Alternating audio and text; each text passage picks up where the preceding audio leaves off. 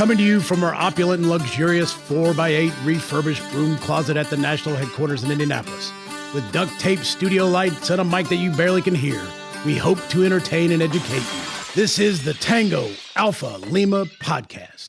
They call me crazy cause I'm facing all my giants. They try to scare me into thinking I can fight it.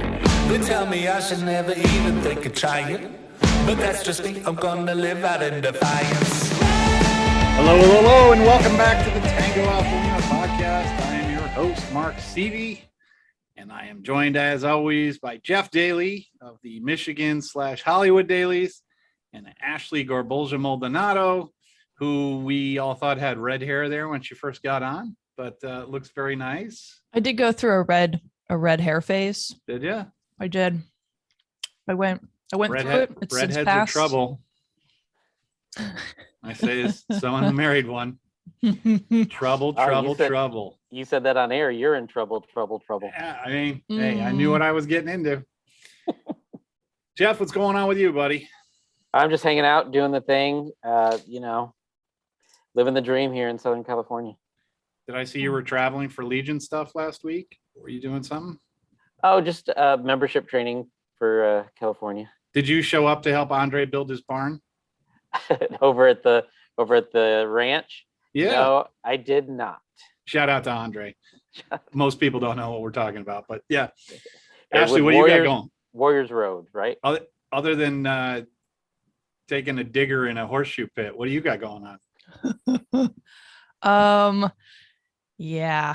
Well, my leg's not great. I will say this, but I can move around just very limitedly. So I haven't been super active. I haven't been able to hit the gym like I want to.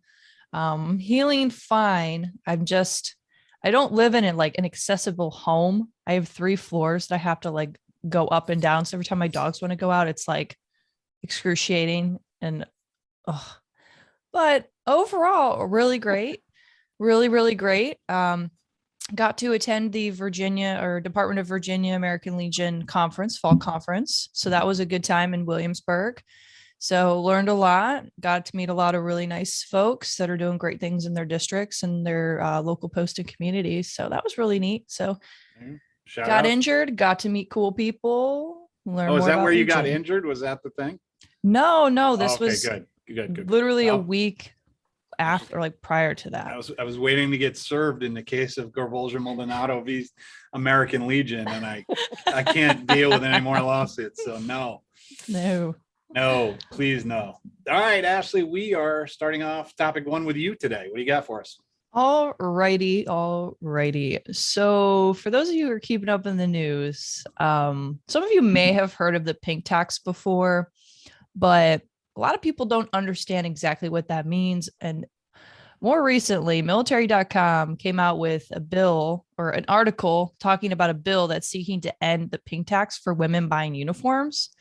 So overall, the bill would require the Pentagon to review any changes to uniforms for the potential out-of-pocket costs between genders, as well as mandate a report on the retail costs of items for male and female officers and enlisted personnel. Over time, those costs add up to wide disparities for men and women that they have to pay. So, for example, a female soldier could face more than $2,000 in out-of-pocket costs after 5 years of service compared to that of $1,200 for a male soldier, according to this report. After 20 years, it becomes $8,000 out of pocket for women compared to $4,000 for men. So long story short, this military force is assuring that treatment of items by gender are uniform and equal across services act, which for anyone who enjoys acronyms, the acronym is FATIGUES. I love it. Clever, right? But this would essentially require the DoD to implement the GAO's recommendation. So the House bill, included like the lower chamber's version of this year's defense bill policy that took place in about September with the National Defense Authorization Act. And the Senate is expected to act on legislation this fall, which after, of course, 2 chambers will have to reconcile with the versions, and the bill will potentially become a law. So what do you all know about pink tax? Like, what's your perspective on it? Have you ever had to pay for any of your uniforms? This is what we were talking about. I don't ever remember paying for anything. There were a lot of things I bought, but they were not. I don't remember ever having to buy any of this stuff except like when you had to turn it all in, and I was missing 2 canteen covers or something. Then you go down to the local Army Navy surplus store, but I don't ever remember having to buy anything. This was honestly, it was news to me. I don't remember buying anything. I think Jeff? I think Marines bought things, but that's just how we are. I remember actually getting really upset getting out of boot camp and looking at my pay stub, and because I had planned on spending all that money on leave being a baller back in Kalamazoo, Michigan, and they had taken out like everything that was issued was purchased. So, but I think of when I hear pink tax, I think of civilian consumer goods. Like, if you buy the same razor, they call it a women's razor, make it pink, and charge $1 more or something like that. That's where the term resonated with me, because my ex would complain about it, and I'm like, well, then don't buy the pink ones. Just buy the blue ones. But she still bought the pink ones and complained about them. But it's they're exactly the same thing. So I would guess that between you and I together, we've expended at least $1.50 in hair products over the last 20 years. Well, I don't well, even well, Jeff, let them you're really touch close. my hair. I So- don't even so let them you're- touch my hair. Oh my god. Oh my god. I only use soap. I don't even think, like, I don't understand what these things are, but it borders into girl stuff. So I don't know. So here's an example. So the article talks about the Army new dress uniform. So their dress code, which would cost an enlisted woman $168 or $163 compared to $82 for men. If it's the same coat, why is one costing the other? And to Jeff's point, the pink tax is basically how gender-based pricing hurts women's buying power. So the razor is a really great example. Like I always think of like Schlick. I don't know. I use the Dollar Shave Club, but that's besides the point. My razor is silver. So Wait a minute. Can we do advertising? no, this is not a plug for any of them, by the way. That's for the record. So what's interesting about this? So in 2015, women with medium earnings of like a full-time job, for example, year round earning like 80% of what her, say, for example, male counterpart would earn. There's usually a 20% difference, widely known as this gender pay gap. And I know we've heard of that before. So for, a typical female worker, a pay gap adds up to nearly like, it's anywhere from $10,000 to $12,000 over the course of a year. That's roughly $500,000 over a lifetime. So it's really important that when we talk about pin tax, we also talk about gender wage gap. And, in the military, obviously that's not the issue here. But what Jeff said is that, it really comes down to overall disadvantage of women as consumers and their buying power. So the razor is a really good example. So like ranging from razors, soaps, dry cleaning products often cost more than similar products marketed to men. So manufacturers and realtors will claim that price difference due to higher costs for producing women's products to providing services for them. So this is also like this markup has become known as the pink tax. And this is also for hygiene products for women. And that has been something of interest within the space for a while. So now you know. I have a question, Professor. What is this? What is the government going to do to fix it for military people? So for military folks, there are several congressmen and congresswomen who have rallied around this Fatigues Act requiring the DoD to implement the GAO's recommendations. So obviously, there's a consensus of it being absurd for, forcing service members to fork over thousands of dollars in order to pay necessary clothing items while they're serving their country. And with that being said, disparity in uniform costs is particularly stark for women who are facing, certain cases of paying almost twice as much for the same uniform as I gave you the Army example. Is it because of tailoring, or I don't?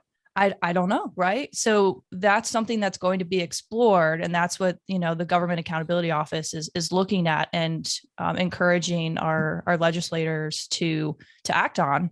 No When pun I read the intended. article, it sounded like there's additional things. Like, I didn't realize handbags were a required thing, but they're not covered. They're not covered under any uniform reimbursement. And they actually use the word pumps for, I believe it's Air Force and Marine Corps uniforms. It required pumps. So, it's. But this is all outside. This is all outside my ken. I've never heard of any of this stuff. So You've never heard of pumps or handbags? I mean, like I was unaware that it was a thing. I guess. Right. I don't know. Yeah. I mean, it's pretty well researched, like gender-based pricing disparities on goods and services throughout I believe the it. economy. I just don't understand it. I mean, Yeah, but of course it permeates through the military. I mean, shocker, but I'm happy to hear that like they are going to do something about it. I mean, it'd be great if we could handle it at a macro level too. So yeah, I don't understand why a dress uniform top wouldn't just be a set price, regardless of who you are. It's going to all even out over time, one would think. They could figure it out. So if it's 160 for men or for women and it's 80 for men, just set the damn price at 120 and let's roll on with our lives. Yeah, I just don't understand. I didn't know it was a thing. So, but hats off to you. All right, let's do a quick commercial break here and we will be back in 30 seconds. There's nothing better than seeing a child's face light up at Christmas. This year, the American Legion is joining forces with the Marine Corps Reserve Toys for Tots program to make sure that winter supply shortages and price increases don't prevent happy smiles this holiday season. We're concentrating our efforts on areas where there are service gaps that the American Legion can fill. To find out how you can help, visit toysfortots.org/campaigns. All right, Jeffrey, you are up for number 2. Go. All right, because I love getting these. I love getting comments about this topic all the time.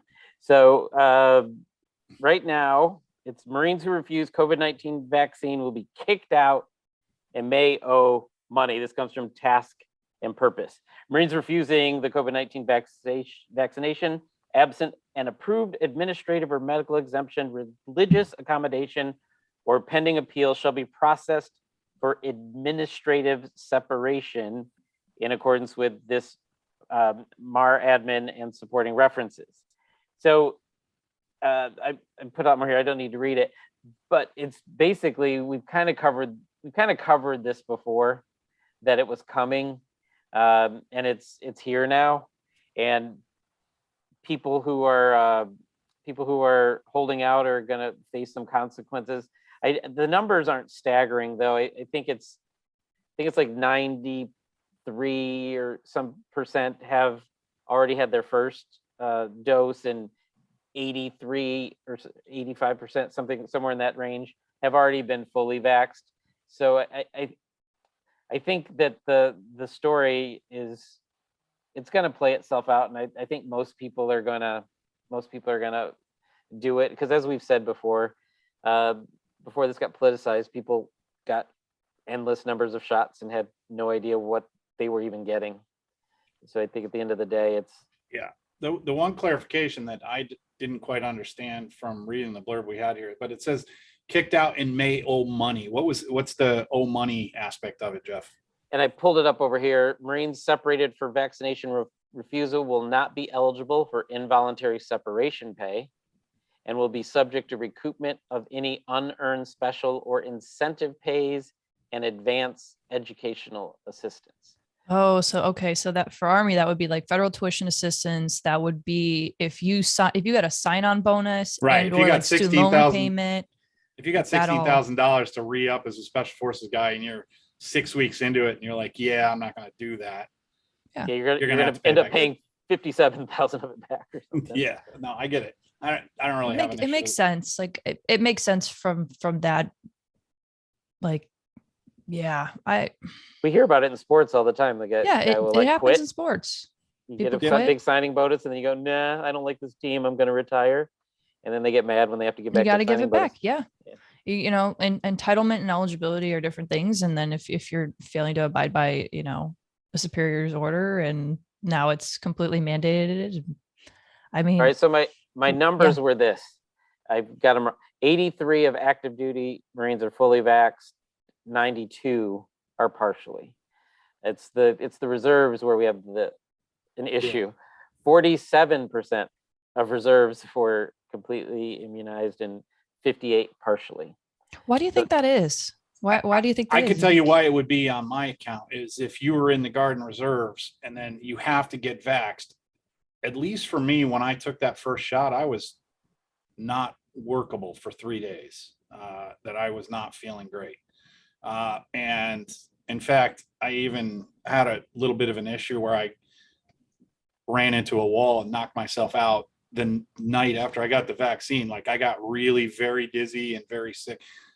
So, I mean, if you're a guardsman and you have a full-time job and you're already taking time for weekend drills and everything else, and then you have to take 3 days because you're not feeling it, I could see where it would be problematic.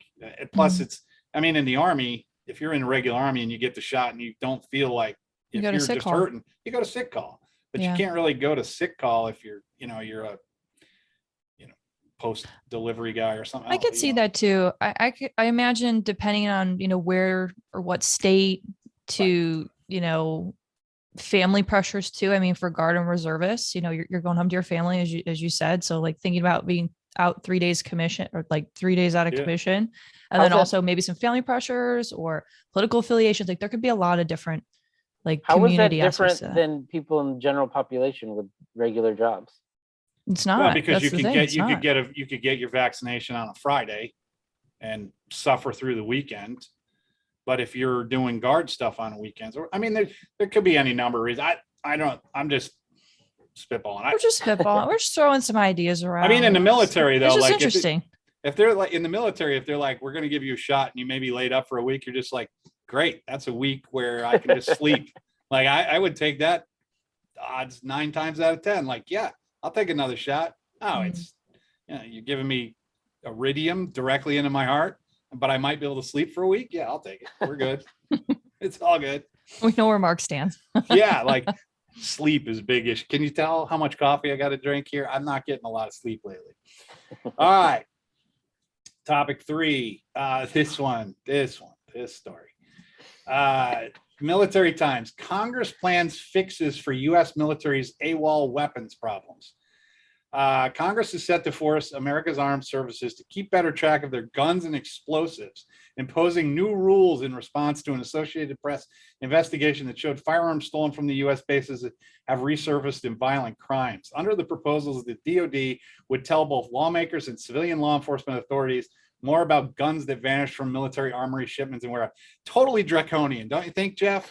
Like, I mean, if we lose high explosives in the military, I think we should be able to keep it to ourselves. There's no. Oh yeah. I mean, why would you have to communicate that to anyone? You just don't want to. You don't want that to get out there. Crazy talk. Other people start looking for it, I guess. Sheer pandemonium. And we were talking earlier. Remember what would happen if a casing was missing from the firing range? We lost a Miles harness one time. All right. Not the most destructive item in the world. It's a Miles harness. I always call that the Ninja Turtle gear. It beeps when the battery goes low. And we were in the Everglades and we were, at interval online, walking through the jungle, trying to find this one damn Miles harness. And it's like, you're telling me that entire 203s and machine guns and everything else, grenades go missing and everyone's like, whatever. Just go, shh. Yeah, it'll be fine. Yeah, no, it'll show up, dude. Relax. And the weird thing is, remember when we talked about this before, it really didn't become a thing until these started being used in crime in the civilian world. And then all of a sudden it's a big deal. And all these military leaders have to be accountable now. But I mean, I remember losing or breaking a bayonet. Like that's a serial number item, and you better find it. And like it's a bayonet. It's not a rocket launcher. I would have been better off. We've shut down ranges and training sites for less. And I can't believe this is a thing. Shocks me. at least 2,000 firearms from the Army, Marines, Navy, Air Force lost or stolen during like the 2010s. I Like, particularly like it showed how assault rifles, pistols, armor-piercing grenades, and other weapons had made their way onto the nation's streets. Wild. Okay. And the thing is, like, the theft and the losses continue to happen and grow. It's like, what is going on? And it's like Grand Theft Auto. Like, what are you just walking around the street and there's a cache of grenades? Like, what the hell is going on? You're like, hey, I want your car. Nuts. Bop them on the head. Get in Crazy. the car with my military I bring that up found because weapon. I finally actually watched a movie that I had not seen before last night for the first time in 6 months. I watched Free Guy last night. Very good. I'm a huge I don't homer think I've for ever Ryan. seen that. You'd have to buy it. It's still in theaters, but it's the Ryan Reynolds where he's a NPC in a computer game. It was quite good. And Okay. Does he find stolen weapons? yeah, he finds all kinds of stuff because it's basically he's in a video game. Oh, gotcha. So he opens up a chest and then Yes. life or Well, at one point he puts first on aid these, or whatever populates. Yeah, in he there. puts on sunglasses and then he sees like the little health icon, like it's like a little satchel with a cross thing, and then he touches it and he's all fixed up. That's funny. Interesting factoid: the young lady who is in the very first scene is the girlfriend of one Robert Gronkowski. So if you happen to watch Free Guy, I was like, that girl looks super familiar, and then I realized it was Rob Gronkowski's girlfriend. Wow. So she used to be a Patriots cheerleader. So. Oh, okay. It's like, it's weird that she would look familiar to you. I didn't know you were No. going to dinner Mark parties. has a At very the eclectic list of people he I didn't know you were follows. going to dinner parties at the Gronkowski. No, Gronk and his girlfriend have been very open and loving with their relationship, and it's a good couple. All right, let's go to second commercial break here, and we will be back in 30 seconds. Diddly, diddly. Are squirrels nesting in the backseat of your old car? Is the trade-in value less than the cost of towing it away? The American Legion Vehicle Donation Program is your solution. Tax-deductible auto donations not only get rid of that old clunker, they help American Legion programs and services. Learn more today by visiting legion.careasy.org or call 844-4LEGION. That's 844-453-4466. All right, we are back. We had to have a little sojourn discussion about Space Force and Rob Gronkowski, believe it or not. All right, we're now going into rapid fire, rapider than most anyway. VA is hiring thousands for expected surge in backlog benefits claims. I'm not going to go into the full thing, but there's a backlog of about 200,000 to 260,000 cases. So it looks like that's over 125 days that they haven't been processed. It looks like the vast bulk of these stem from presumptive conditions with Agent Orange. What do we think, Jeff? Is this going to solve it? I mean, 2,000 new claims processors. They're not going to be experienced. They're going to be learning on the job during this big backlog. They probably should have anticipated this and done the hiring sooner. 125, it was at 4 months and some change, and it's and I'm guessing it's not just the new presumptive diagnoses. It's because you have a lot of people now in the system. So anybody that's applying in the system to be processed right now is going to get caught up in that. So it's going to be all sorts of things, and you're going to have lower productive workers only because they're new. I'm not saying that they're going to scrape the bottom of the barrel. They could be PhDs, but they haven't done the job. And we've been arguing this backlog didn't come about yesterday. This has been going on for 20 years. Every time I read one of these stories, I'm like, okay, great. It's the same thing you told me 2 years ago. We're going to hire more people. So I don't know where all these people are going, but whatever. Ashley, you got any thoughts on this one? Their goal is to have 100,000 claims remaining in the backlog by 2024, just given the overall numbers. I think this is a good step in the right direction and getting more people on board.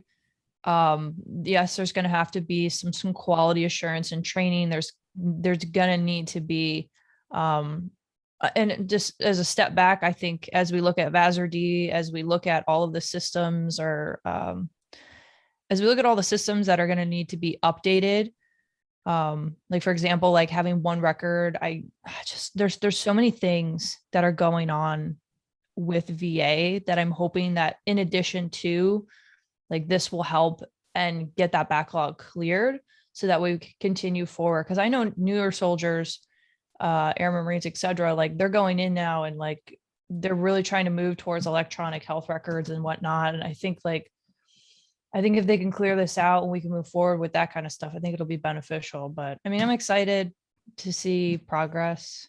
It's just Is it always quick enough? 2024 is a pretty preposterous. It's 3 years away, but whatever. Hey, it is what it is. All right, rapid fire 2. Honor flight trips honoring women and African American veterans visit Washington. This is from the Honor Flight Network. There's a special 11 honor flight trips arriving in Washington, D.C. One has been arranged exclusively for women veterans, and the second will escort members of the African American South Carolina Combat Veterans Association. I'm going to South Carolina this weekend. But the women's trip organized by Honor Flight Chicago with 2 of the national monuments. I'm a big fan of all these. I don't really have much to say on that, but Jeff, what do you think? I thought it was pretty cool. Like, again, I wish it was more like the military. They just integrate everybody into all the flights. But I still get people from different eras, genders, and ethnicities who A, don't call themselves veterans because someone told them they weren't, and B, are a little just intimidated by the veteran community. So if this helps, the optics of this helps with that, then I'm cool with it. But I really would hope that one day you, Ashley, and myself can get on an honor flight on the same plane and not have it be a thing. That's my goal. When I can't wait till we can be on an honor flight together. That would be amazing. I think it you just see us all now with our veteran hats on, global war on terrorism, all the things. Yeah, that'd be cool. Yeah, no, I'm. You had to make it weird. I had to make it weird. I'm sorry. I just pictured it. I was just, we're all different ages. We all have different backgrounds. And like the fact that one day we all could be like on a flight together or visiting a monument and just being like, remember back when we did the podcast for the American Legion and we transformed how we communicate with post 9/11 veterans. And now we're standing in front of the Global War on Terrorism Memorial. Like, think about it. Like, I thought she was going to say the Tango Alpha Lima Memorial. Yeah. That would be dope. Okay, right. That'd be really cool. Yeah. But show me supine and sleeping, if you would. We could have a whole statue of you just like chilling. Right. All right. Rapid fire 3. World Series to have a Legion baseball presence. So this is pretty cool. Both of the managers of the World Series teams got their start basically in American Legion baseball. Dusty Baker of the Houston Astros played for Post 412 in Fair Oaks, California. And Brian Snitker of the Atlanta Braves played for Post 105 in Decatur, Illinois. Kind of cool, right? That's very cool. And hopefully Holly can put in the notes because I forgot which post the team that's coming from Idaho. She keeps saying Idaho, but they have more than one post.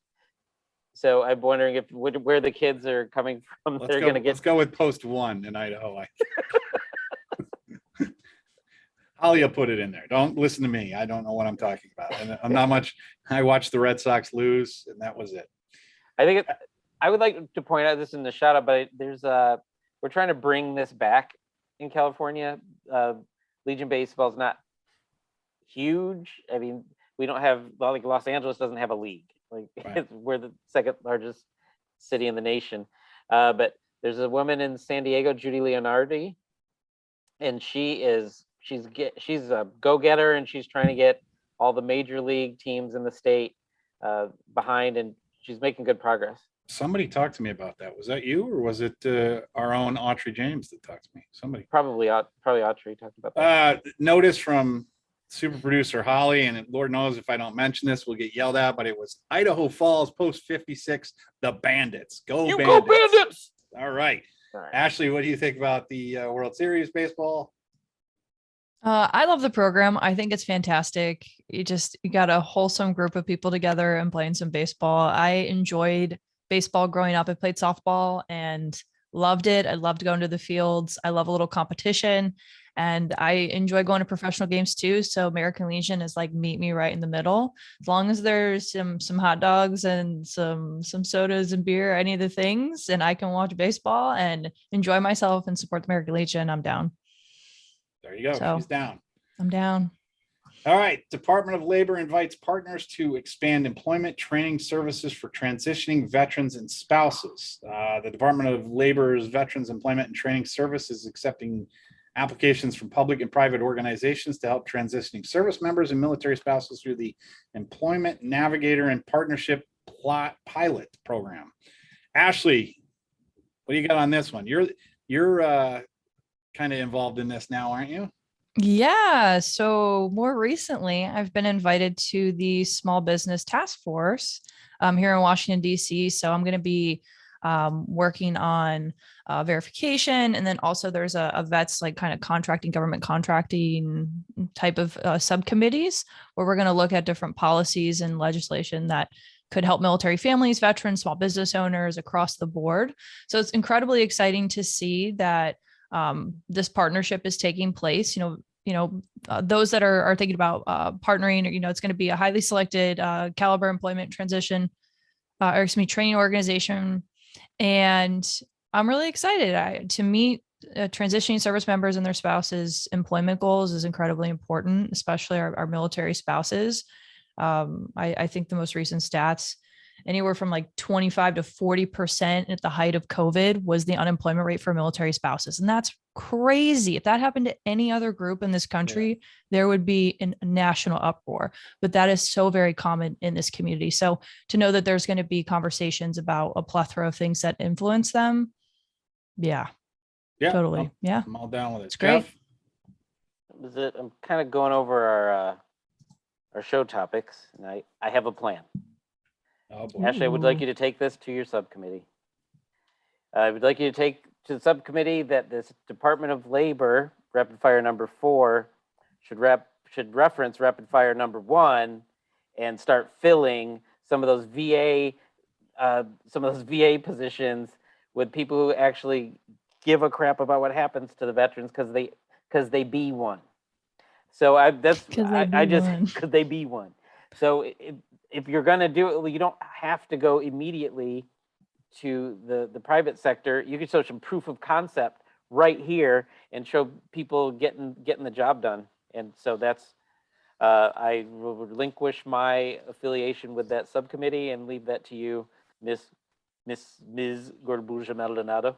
Yeah, I didn't mean to push you off there, Ashley, when you sent me a text about it. I literally don't know anything about it, but I was very happy to see you appointed to something. You. Yeah, I did. Oh, you got a text? I did. I got an actual Ashley text. It was crazy. Oh, I didn't know that. Yeah, I was very excited. I asked because from like a legal policy standpoint, and you are the judge advocate. So I figured maybe there'd be some knowledge since you've been doing so many cease and assist on Emblem. So I don't know. Don't even have time to do that right now. I just strung all of these things together, and I thought maybe Mark would know. And then you know how he responds to me, Jeff? So you didn't miss much. He then was like, "Oh, I've never heard of it," and then he responds first text, responding back to my, "Oh, okay, no worries." Oh, well, the first time I heard about it is when this gal with a very attractive husband reached out to me. I've decided to play into the. I've decided to play into the love that dare not say its name with Robert here because he tells me all the time. He listened to previous episodes and he's like, it's when you tell me, Ash, it's one thing, but like when I hear it out of Mark's mouth, it's a whole nother game. See, that's the thing. If I can creep him out, it would be great because he did it. Good luck. He did it to me a couple times at Boys State, and it was I don't deal well with it. I can give it. I just can't take it at all. Like when he, That's Yeah, a whole let's- other conversation. That's a whole we're not nother getting into. conversation. Yeah. It's- Yeah. Jeff's on. you know what? I'll save it for my therapist. All right, let's move. My takeaway from all of that, some people may have missed, is that Mark's too busy for C&Ds on the emblem. So it's like the wild, wild west. Bake a cake, have some cookies with the emblem on it. Do whatever Right. you got to do. Just do it up. Now's the time. Now's the time, folks. Don't let me get my feet under me in this position because I will come for you. No, I'm a little bit more concerned about overseas manufacturing of our products than who's baking a cake with American Legion spelled incorrectly or something. Yeah, I don't. I mean, it is full on me drinking from a fire hydrant here. So yeah, if I look exhausted, that's what it is. All right, Jeff. I know you have a shout out. Go. Wait, I wrote it because I was going to shout out both our immediate junior pass department commander, Ed Grimsley, and who has passed on to post everlasting on the same day as his good friend and our Area 5 department vice commander, Harry Woods. I knew Ed better, and he was amazing. I think one of the last things he said to me, because he gave me my first department roles during COVID. I was his aide, and being an aide during COVID is the best time to be an aide because you don't have to drive. But and then he also gave me the public information officer that I think was made up just because of the stuff we were dealing with as a department at the time. So, and then one of his last things he said to me at convention was, we're standing there at the baseball game, and he said something like he was so happy what everybody was doing because one of his goals was to get younger people involved, and he was so proud of everything that everybody done. And then he was known for cooking all up and down the state, and I go, yeah, that's great, but we got to get you on the grill. Let's go, get on the grill. And then he ran. He's like, no. And I think that was like the last conversation that I had with him. So it was pretty awesome. Yeah, I only knew him peripherally, but he very friendly guy. Big fan. Ashley, you got a shout out? I just wanted to shout out the Department of Virginia's American Legion for a great fall conference. It was a great opportunity to go down to Williamsburg, and I'm excited to go back down for some colonial affair with my history-loving self. But it was a very insightful conference, in addition to meeting folks who are really looking to move the Legion forward through some different opportunities. And for those that just took the time to listen to some of my ideas and provide both feedback and pathways for me to continue to grow in the Legion was really meaningful. And I'm really happy for those folks. So I just want to say thank you and continue doing great stuff. I always liked Williamsburg. I have a friend of mine, and I won't mention his name, but he grew up basically in Williamsburg, and he was one of like the play actor people, and he had like a stick and a hoop, and he would just roll it down the street or whatever. And then he went on to great fame and fortune as the mascot for the George Washington Colonial. So he would wear the big president head. Yeah. So my shout out would be to him. I don't actually have a shout out today, but I always love the fact that as a kid, he actually did play with a hoop and a stick, which is just dreadful. All right. I do not have a shout out. You just did one. Yeah, I guess shout out to Glenn. Hi, Glenn. Yeah, I don't have any other, I don't really have a shout out. I kind of want to thank anybody who has sent me congratulations emails. They're clogging my inbox, but they are much appreciated. And my Facebook has absolutely exploded. So I don't know 90% of you, but thank you for friending me. And I do eventually, when I get to clicking all of them, I do approve all of you. So anyway, I guess that's it for this week. Jeff, you got any parting shot? You good? Ashley, you're good. All right. Big football game this weekend, Jeff. Well, it would be last weekend by the time people hear this. But that's what I'm saying. Yeah. And it'll still be a big one next week. We just won't reference what teams are playing or what they're ranked. So, Ooh. yeah. Yeah. May I share the good news? What's that? Oh, look out for Tango Alpha Lima because we're headed to NYC. Yes. We're going to be there for Veterans Day. So we'll be hanging out with the Department of New York on the parade route, and maybe we'll be getting to rub elbows with a few other parade dignitaries. So be sure to watch the American Legion Facebook, Instagram channels for live updates, especially if you want to see Jeff doing random things in Times Square. I have a challenge for you, my friend. He's looking side to side, and no thank you. Do we know does the just parade FYI, I'm Yes. way okay with denying challenges, even triple dog dared. I never fell for that. If I don't feel like doing it, I'm not sticking my tongue on a frozen pipe. Like, it's not happening. I wouldn't want you to put your Does the parade actually go through Times Square? Do we know anything about the parade? It does. Super getting the producer Holly Holly nod is in. nodding, and then she's 25. That doesn't mean anything. 2.5. There's no way Wow, I'm translating Holly that. Holly is doing- We're Negative. really Holly's working on playing charades negative. right now. Holly is a champion. Well, she's not a champion charades player. She's a charades player. So, Ashley, what should people not forget to do? So people should not forget to subscribe to Tango Alpha Lima podcast on YouTube, Apple Podcasts, Spotify, or wherever you are finding your podcasts. While you're there, don't forget to rate us, preferably with 5 stars, and leave us a review. We love reviews, comments, all the great things. And also don't forget to, you can, we have a guest submission form. So check that out on our website. And you can also send us feedback and love notes, as always, to Tango Alpha Lima, all spelled out, phonetic alphabet at legion.org. But just to be clear, it's Tango Alpha Lima at legion.org. Ta-da! Holly was trying to mime to us 25th to 40-ish Street on 5th Avenue. How she thought we were going to get that from whatever she just... She's still trying. She's still trying. Like... Good effort, everyone. Yeah, great job. We'll see you in New York. We're over and out. Another successful week is under our belt. All right, guys, I'll see you later. Bye. Peace.